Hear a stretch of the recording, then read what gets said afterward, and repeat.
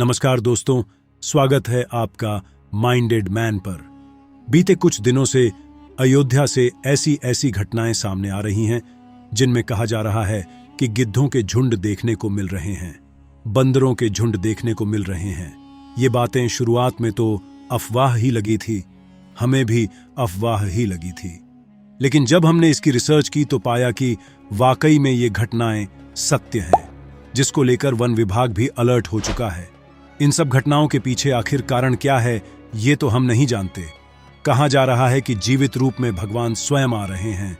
वहीं कुछ लोग ऐसे हैं जो यह भी कह रहे हैं कि जो गिद्ध का अयोध्या में आना अपशकुन हो सकता है, क्योंकि हम सभी जानते हैं कि भारत के अलावा पाकिस्तान जैसे देशों में राम मंदिर के खिलाफ साजिश भी रची जा रही है।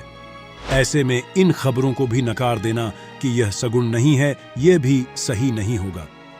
अब जब बात हो रही है कि जीवित रूप में देवता अयोध्या आ रहे हैं, तो इसमें एक और घटना का नाम जुड़ जाता है जो अपने आप में अद्वितीय है, और आपने इस घटना के बारे में विस्तृत रूप से नहीं सुना होगा।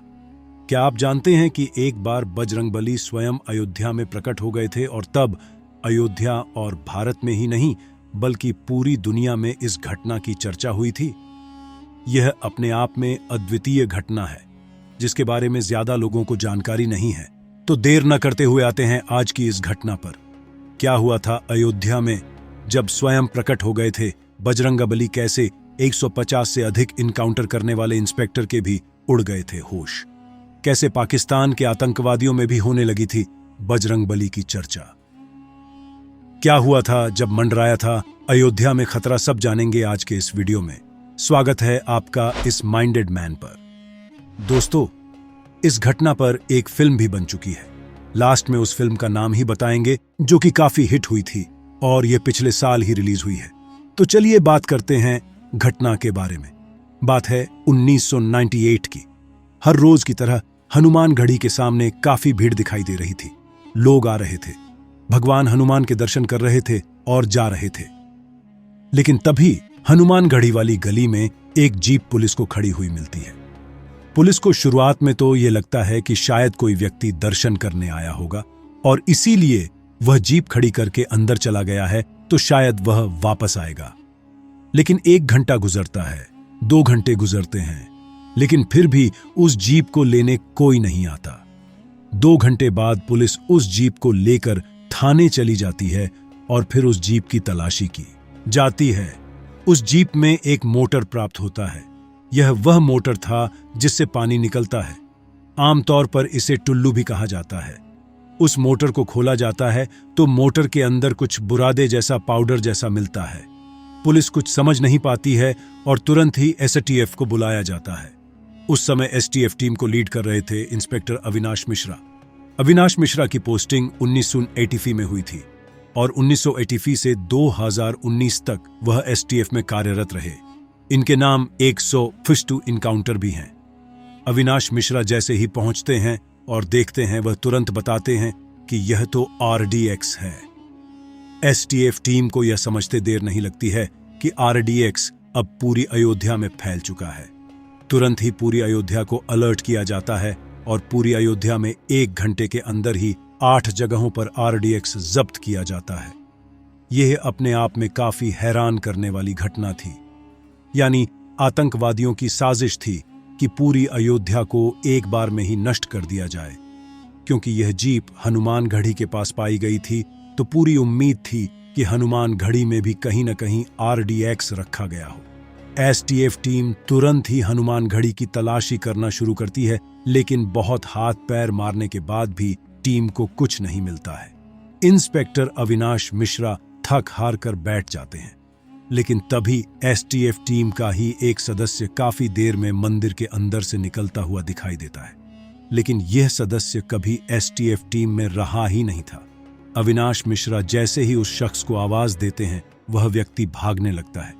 यह व्यक्ति पूरी तरह एसटीएफ दस्ते के ही यूनिफॉर्म में था। तुरंत ही टीम उसे दौड़ाकर पकड़ती है और यह समझते देर नहीं लगती कि यह कोई आतंकवादी ही है। जैसे ही उस आतंकवादी को पकड़ा जाता है, वह आतंकवादी हंसने लगता है और हंसते हंसते कहता है, अरे तुम कुछ नहीं कर सकते, मैंने अब हनुमान घड़ी के अंदर टाइम बॉम्ब लगा दिया है और घड़ी देखते हुए वह कहता है, अब तो सिर्फ 1 मिनट बचे हैं, जाओ जो करना है कर दो। तुरंत इंस्पेक्टर अविनाश मिश्रा हनुमान घड़ी के अंदर की तरफ भागते हैं। एसटीएफ टीम ने हनुमान घड़ी का कोना कोना छान मारा, लेकिन कुछ भी नहीं मिला।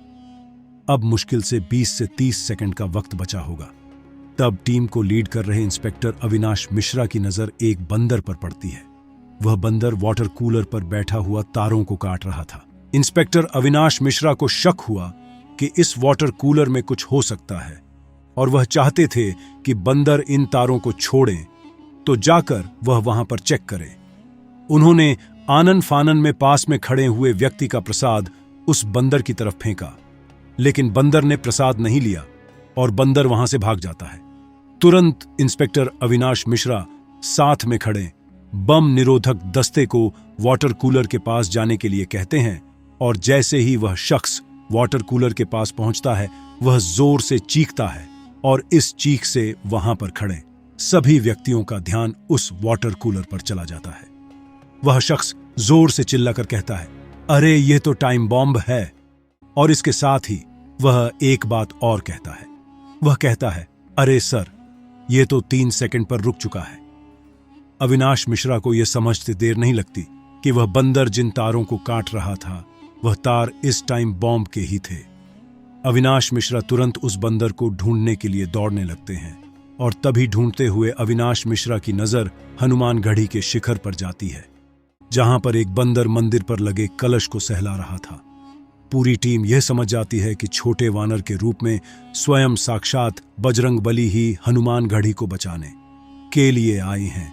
सभी टीम के सदस्य भगवान हनुमान के आगे दंडवत प्रणाम करते हैं। इंस्पेक्टर अविनाश मिश्रा सहित सभी टीम के सदस्यों के आंखों से आंसू बह रहे थे। हाथ जुड़े हुए थे और अपने आप को वे भाग्यशाली समझ रहे थे कि आज उन्हें साक्षात हनुमान जी के दर्शन प्राप्त हुए हैं और थोड़ी ही देर में वह छोटा वानर आंखों की दृष्टि से अपने भक्तों को बचाने आएंगे।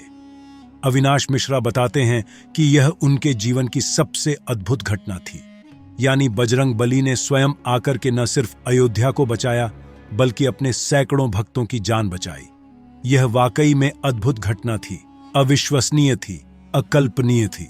इस घटना को इंस्पेक्टर अविनाश मिश्रा पर बनी फिल्म इंस्पेक्टर अविनाश में भी दिखाया गया है, जो पिछले साल 2023 में मई में रिलीज भी हुई थी। इस वीडियो में जो आपने इस घटना के सीन देखे वह भी इसी मूवी के ही हैं।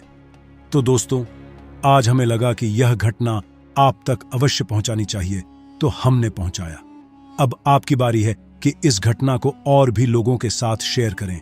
इसको लेकर इंटरनेट पर तमाम आर्टिकल्स आपको मिल जाएंगे, तमाम वीडियोस मिल जाएंगे और तो और वह फिल्म भी मिल जाएगी जिसमें इस घटना को दिखाया गया है। इसी तरह की और भी घटनाएं आप जानना चाहते हैं तो हमें सब्सक्राइब कर लें और अपनी राय कमेंट में देना मत भूलें। मिलते हैं आपसे अगले वीडियो में। तब तक के लिए जय हिंद, जय भारत, वंदे मातरम, जय बजरंग बली।